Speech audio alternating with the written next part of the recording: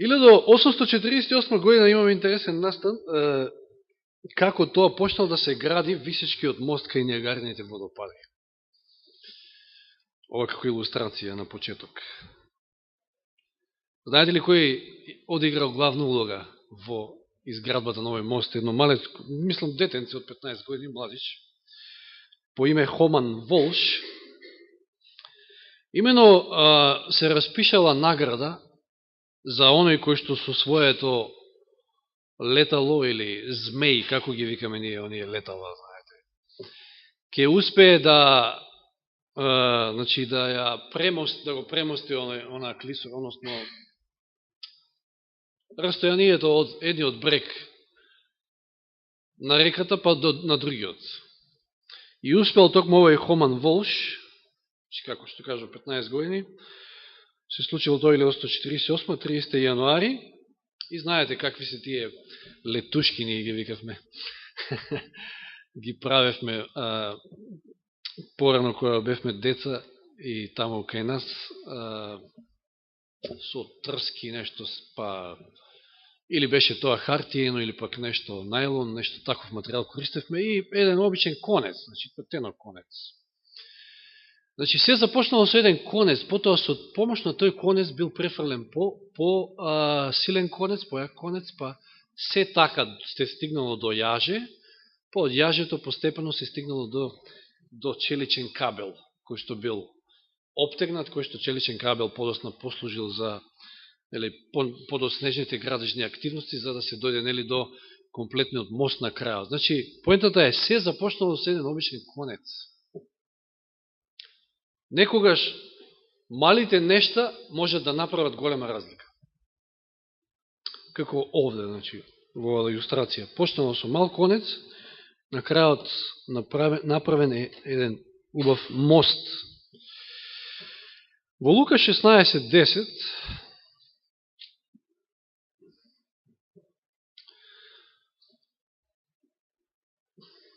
се вели: верниот во малку и во многу е верен. Доволен битен овој првиот дел од стихот. Верниот во малку и во многу е верен. Дали ова точно? Да. Малите нешта прават голема разлика, кој што кажав. Ајде сега да отвориме во Матеј, имаме таму една парабола, во Матеј во 13-тото поглавје, и ќе читаме 31 и 32 стих. Параболата за синаповото зрно. Ако сте виделе синап, ќе знаете дека е многу ситно семето на синап. И вели друга парабола им каже, кога рече Царството небесно прилега на синапово зрно, кое човекот го зел и го посел на нивата своја. Тоа е најмало од сите семења, но кога ќе израсне, поголемо од сите грмушки, па станува дури дрво, еден вид, значи поголемо од грмушка, така што птиците небески долетуваат и застануваат на неговите гранки. Од такво едно ситно семе, еве што станува, дури и дом за птиците. Во Матеј 17:20 се вели следно. Исус им рече: заради вашето безверие, значи ова е во контекст на кога учениците не успеале да истераат демон и се прашуваат зошто не успеавме. И Исус им вели: заради вашето безверие или неверие.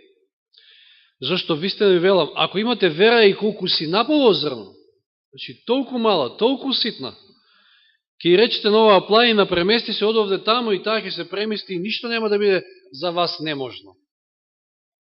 Видите, кога, значи, мислам често пати, дури таква ситна вера прави голема разлика. Малите нешта навистина прават голема разлика и не треба да се занемаруваат. Како, например, со 5 леба и 2 риби да нахраните 20.000. Што се 5 леба и 2 риби? Значи, да му ја седнеме сега ние тука, 5 леба и 2 риби ќе ги снема, мислам, тоа по едно залче ќе добиеме секој од нас. Меѓутоа, Исус нахрани 20.000, 5.000 нели мажи, меѓутоа, сума сумаром може би 20.000. Цело едно Свети Никола. Со 5 леба и 2 риби. И нешто повеќе од Свети Никола, со некој село плюс. Со околината. Или Самсон, знаете ли како истепал цела војска? Со една мала магарешка челуст, вели тамо. Не користил кој знае што. Па уште поситно, Давид со едно мало каменче го убил оној што бил страф и трепет за цела војска израелска. Значи, видите како малите нешта прават голема разлика. Ова во еден позитивен контекст до сега што го кажам, значи за малата вера. Меѓутоа, во еден негативен контекст ќе зборуваме многу повеќе за опасноста од малите гревови.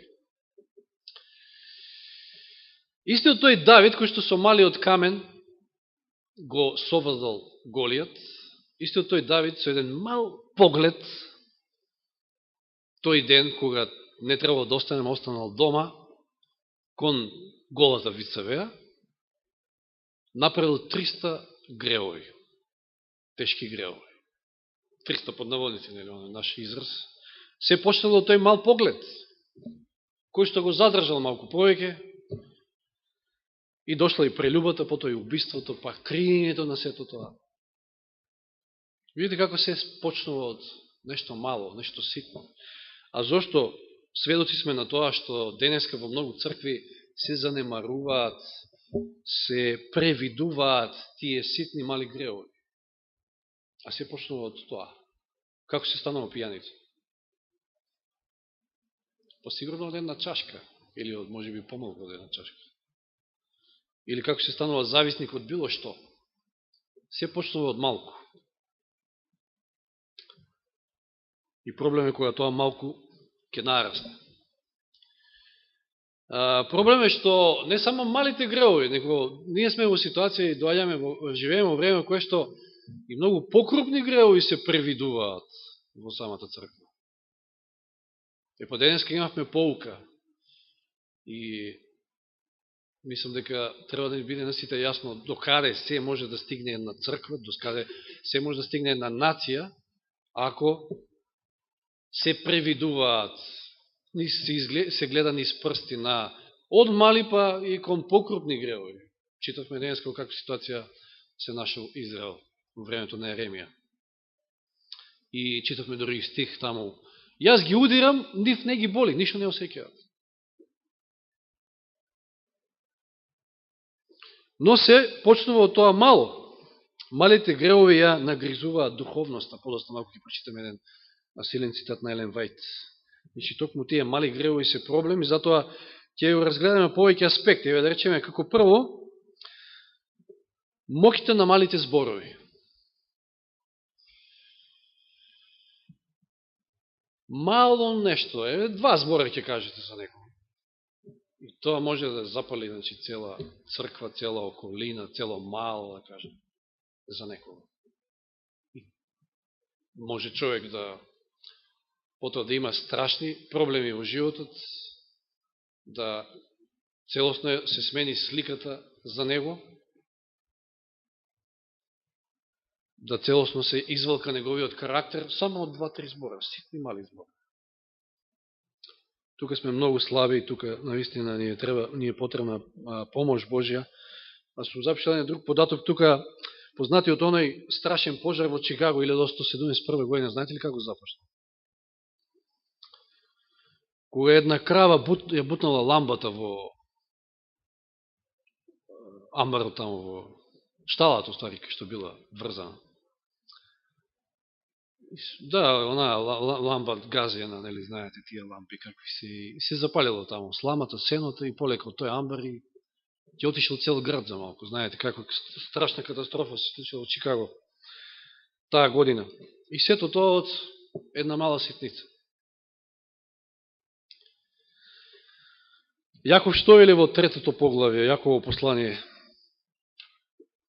Како може да се случи пожар? Во една поинаква смисла. Посланието до Јаков, 3 глава, 5 стих.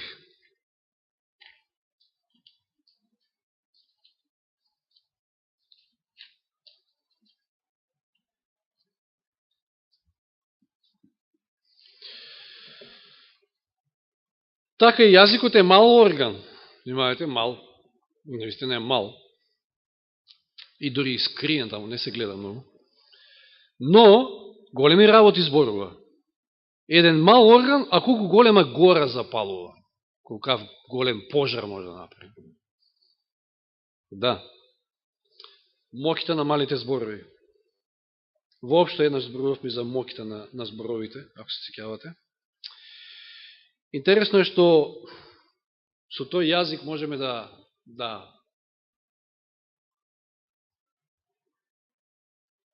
мислам да послужи баш како осило, знаете, осилото на осата, да пецкаме, да бодеме. Што мислите, кој е најопасното животно на планетата Земја? Од аспект на тоа, од кое животно највеќе се умира, кое е најсмртоносно? Животно, ама е во групата на, ако барате помош, инсект. Тој е еден ситен инсект, кој што многу ни досега летно време. Комарецот. Има сума сумарно некој податок, значи некоја проценка, 3 милиони луѓе годишно умираат од маларија, кој што маларија пренесува тоа ситно суштество. Значи, не, занемарливо е, знаете, ситен комарец. Не е лав, па да се плашам сега, не знам. Меѓутоа, нити лавот, нити тигрот, нити туку комарецот, тој кој што е најопасен, убива, како што кажавме, по 3 милиони луѓе годишно. Отвориме во Матеј 12 глава. Матеј 12 глава.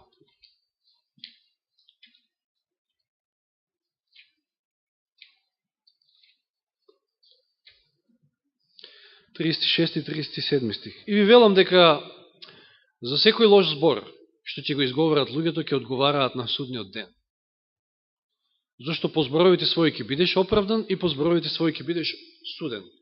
Овие стихови почесто треба да не одзвонуваат во нашите глави, затоа што навистина некојаш го пуштаме тој мал орган премногу да ламоти и да збори што треба и што не треба. Некогаш и ситен мал збор може во позитивна насока, значи да делува позитивно врз луѓето. Ако охрабрите некого, доста што ќе му кажете, на некого може му е доста и да му кажете како си, добар ли си, или мало едно внимание, мал убав збор и можете да му го разбавите денот. Наистина, но проблемот е лошиот збор. Како што вели овде писмото, ќе одговараме за секој лош збор. Пред да звинеме и да кажеме нешто, наистина треба да ни дојдат овие зборови на ум.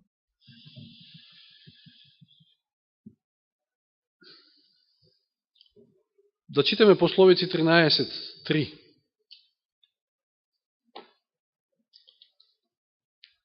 Или изреки во овој превод. 13.3.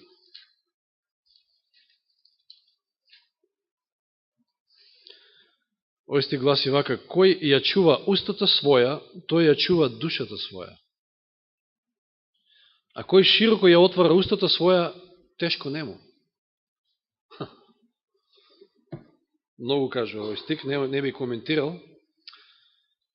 Проповедник 5.2, чи следната книга после изреките, односно пословиците, 5.2.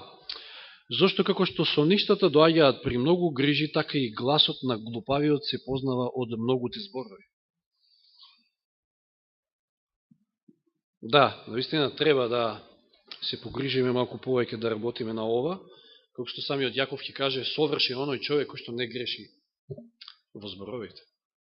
А зборовите се израз на нашите мисли, на оно што е во нашиот ум. Моките на малите зборови. Да ја видиме сега моките на малото време. Или на... Како да... Ајде, мало време ќе го кажем. На што се мисли овде? Самите пословици ќе ви кажат, ќе ви навестат, всушност, 24 глава пословици. Значи, зборуваме за ситните работи, за малите нешта кои што прават голема разлика. Кога сме кај зборовите, пред да опрештам, ми текнува сега во моментот една ситуација во Тоа беше или прва или втора година гимназија, да рекам, учев. И мислам дека беше прва промена на средина, знаете, сега од 8 оделение од основното училиште Гоце Делчев, што го викаат старо школа. Две се основни училиште во Свети Николе, едното е старо, едното е ново, така го викаат. Гоце Делчев и Кирил и Методи. И промена на средина и сега нови професори, нови ликови, нови лица, нити тие те познаваат, нити ти ги познаваш доволно и не знам кој беше тој некој предмет изборен тамо, пошто тоа беше насочено образование и тоа беше математика и физика сме. И нешто физика, нешто такво беше. Не факти за збор. И Мите ми се викаше професорот. А значи јас сум ја добил најлесната петка било кога. Човекот предава, сега тоа му било навика, од кај да знам дека му е тоа навика без да знам. Значи човекот предава и сега вика, значи факторите можат да влијаат од внатре и од надвор. Според тоа имаме и јас внатрешни и надворешни фактори од местото, нели? Како ти е името? Јас се изненадив сега што ќе прави човекот, му кажав, ме наоѓа од дневникот, точка за петка ми ставил. Само заради тоа. Следен некој час после тоа, кратко после тоа, слично нешто беше. Многу едноставно. И јас пак од место пак го надополнувам. Како ти е името? Минава и ми стави петка. Замисли се. И после дури до крајот на годината, мислам дека уште еднаш ако ме прашал нешто, ништо нема. Петка добив и на крај на оцека имам петка. Значи, зборот ми е мал збор, една мала ситница, може вете, затоа што сум внимавал на часот, сум го кажал на вистинското место е што направи. Да, моките на малите зборови. Моките на малото време, кажав, и еве 24 глава пословици, па да видиме што овде можеме да научиме, што ни порачува Соломон, овие се навистина мудри зборови. Како тоа да го користиме и како треба да го користиме времето, посебно во времето во кое што живееме, затоа што е кратко, секако. Минував покрај нивата на мрзлив човек и покрај лозието на неразумен човек. И ете се беше обраснато со трње. Нивата беше покриена со коприва, а камената ограда негова беше урната. И погледнав, го устрмив срцето свое, погледнав и поука извлеков. Еве која поука. Малку ќе поспиеш. Што вели овде? Малку ќе поспиеш. Малку ќе задрмеш. Малку со скрстени раце ќе полежиш. И што? Резултат. И сиромаштијата ќе ти дојде како брзо одец и немаштијата твоја како вооружен човек. Не искористување на тоа малку време. Значи може малку време да ден губите и да не го искористите како што треба, значи во вистинска насока, и тоа може да значи за некого пари, или времето е пари, викаат. За нас, христијаните, времето е спасение, драги браќи и сестри. Времето што го имаме пред нас е кратко и секој миг, секој момент треба добро да го искористиме, затоа што воспротивно можеме да зажалиме. Томас Джеферсон бил неверојатен човек, доека јадел, читал книга или, значи, едноставно не секое време го користил максимално колко што може. И не случајно бил тоа што бил. Проповедник 10.18, односно пословици 19.15, кога сме веќе се уште тука, пословици 19.15, во оваа насока, уште еден стих, 2. Мрзливоста тера во сон, а немарната душа трпи глад. И сега грците се чудат зашто ги снашло тоа што ги снашло. Проповедник 10.18. Како да они треба да лежат и да им фрлаат пари. Проповедник 10.18. Од мрзливост ќе нависне таванот и кога ќе се скрстат раците, покривот ќе прокапе. Знаете, она му капела на некоја куќата, затоа што кровот се изместили кермидите, попуштили гредите, што е да е било. И се жалел, леле ми прокапа кровот, ова, она. После некој време, комшијата истиот на кој што му се жалел овој, му дојде му рече, му направи кровот. А тоа веќе било сончево во време, не. Па што чекаш? Па не врне сега, не капе.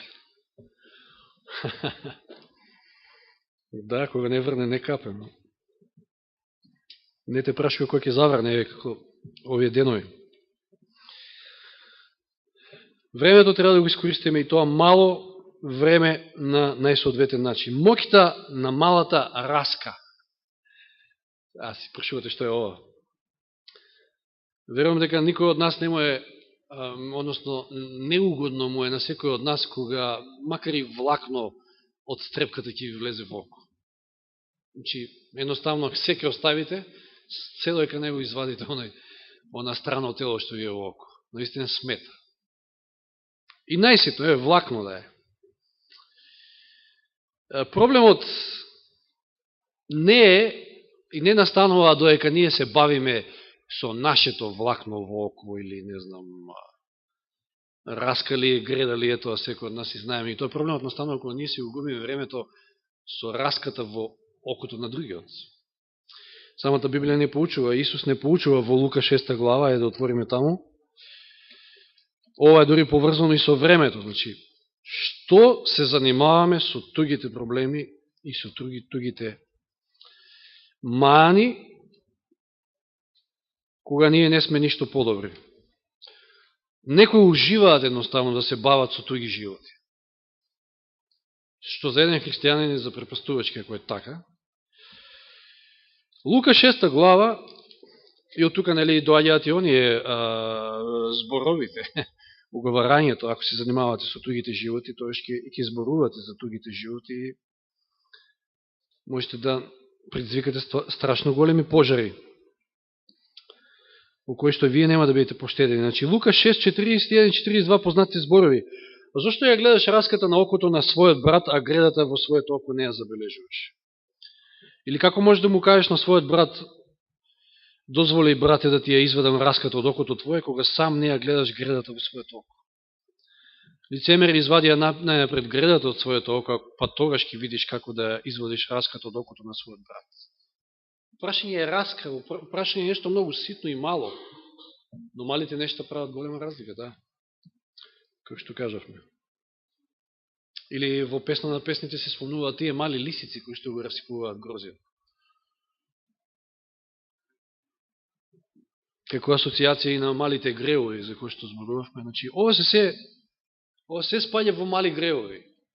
И малите зборови, лоши зборови, тоа мало не добро искористено време, тоа може да не воведе во опасни греови. Успомнавме Давид, ако не ден губил тој ден, немаше да западне во тие греови. Ако беше тамо во првите борбени редови, немаше да се случи тоа. Ако го искористиш, значи времето како што треба. И сега моќта, малку во позитивен правец, меѓутоа ќе видиме и негативната страна. Моќта на малата понизност, која што ја гледаме повторно во Лука во 7 глава, во случајот со Марија Магдалена. Ова е еден фасцинантен дел од Библијата, барем за мене, кај што многу силни пораки ни праќа Бог. Значи, Лука 7, еве да се подсетиме од 40 стих. Контекстот е, претходно може да го прочитаме и 39-тиот, кога го виде тоа фарисеот, значи Симон, што? Дека Исус дозволува да Марија го бриши со својата коса, го допира и овој вели, промрмлял и рекол, кога овој би бил пророк, би знаел кој е и каква е оваа жена што го допира, зашто таа е грешница. И сега Исус му одговара на тоа. Вели, Симоне, имам нешто да ти кажам, а тој рече, кажи учителе, и Исус му вели, некој заемодавец имаше двајца должници, едниот му должеше 500 денари, а другиот 50. Но бидејќи немаа да му вратат, тој им ги подари на обајцата. Кажи ми, кој од нив им ги подари или им прости едноставно? Го прости долгот. Кажи ми, кој од нив повеќе ќе го милува? И ќе го сака. Симон одговори му рече, мислам оној кој му повеќе му подарил. А тој му рече, право пресуди. И тоа се сврте кон жената, па му рече на Симон, ја гледаш ли оваа жена? Влегов во твојот дом, ти ни вода за нозете не ми даде, а таа со солзи ми ги обли нозете и со косата своја ги истри. Ти не ми даде целив, а таа откако влегов не престанува да ги целива моите нози.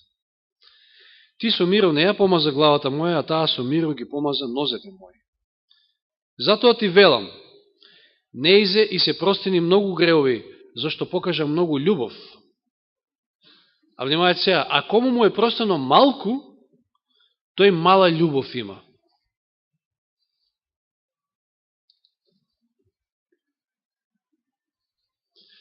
Што сега да кажеш тоа?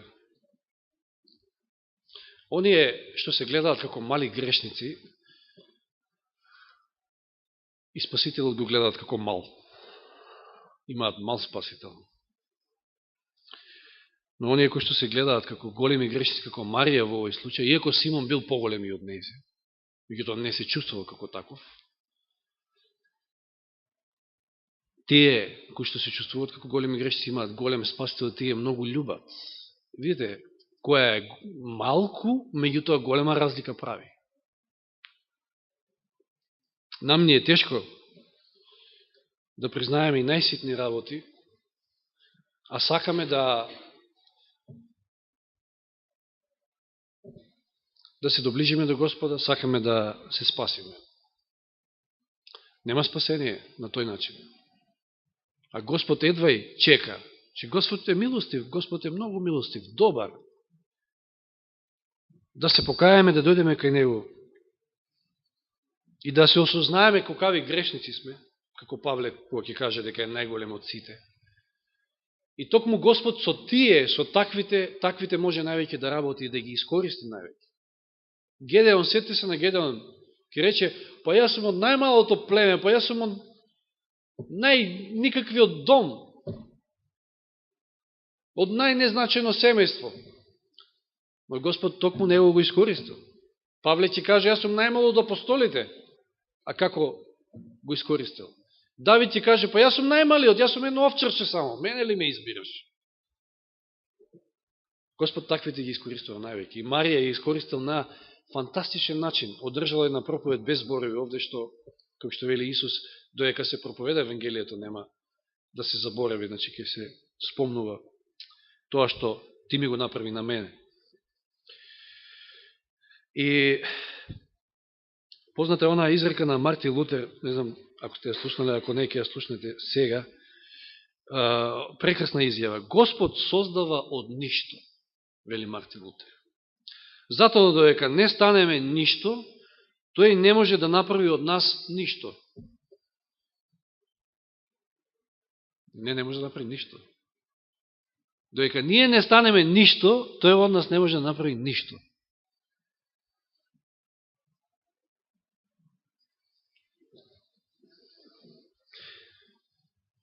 И на крајот, и ова мора да го спомнеме,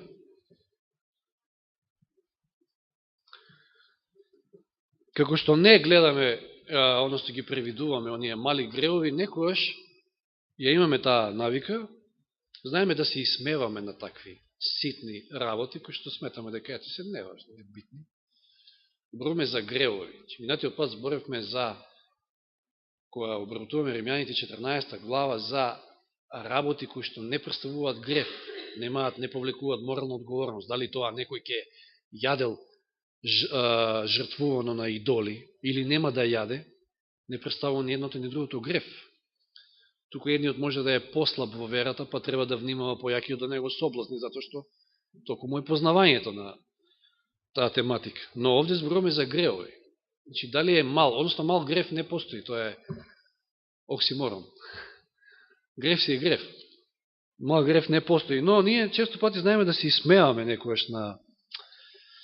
Сега да не спомнувам некои конкретни случаи, меѓутоа еве да прочитам стих во Пословици 14.9. Како да тоа е ништо, знаете, и може да оставиме впечаток на некој друг до нас што е, дека тоа е ништо. 14.9 Пословици вели, за глупавите гревот е шега. И тука би застанал, понатаму нема што да се кажува. За глупавите гревот е шега. А Елен Вајд вели, гревот е скап бизнис. Точка. Нема шега со такво нешто. Не постои мал грев, како што кажавме, затоа што да се сетиме само, како започна се?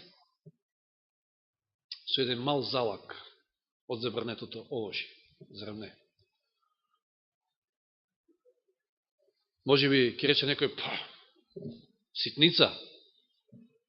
Нема ситен греф, нема мал греф. Малите нешта прават навистина голема разлика. Како што ситна мала вера, како си напало зрно, може да направи голема разлика во позитивна насока, така и ситен мал греф може да ве доведе во голем бунт против Господ. И на крајот завршувам со цитатот од Елен Вајт, кој што гласи вака. Едно од најмокните средства на сатаната, внимавајте, едно од најмокните средства на сатаната е да ги води луѓето во мали греови. Да ги бутка во мали греови. Тоа е едно. Да го заслепува умот за опасноста од малите попуштања. Че да го заслепува умот од опасноста во мали попуштања. Па да, сега малку тука може, зашто да не. И од малите одстапување од јасно изнесените Божи барања. Тоа е неговото најопасно, најмокно средство.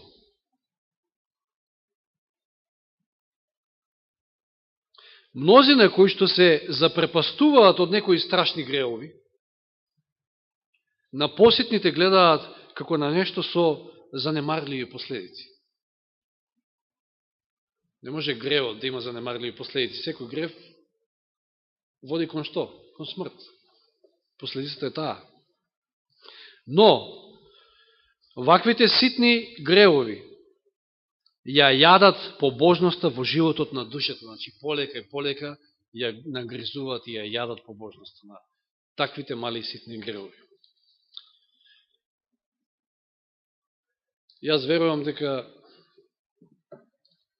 ни е јасно дека нема игра со гревот, колку и да е најситен и најмал, затоа што, како што видовме, се почнува од малку и малите нешта навистина прават голема разлика.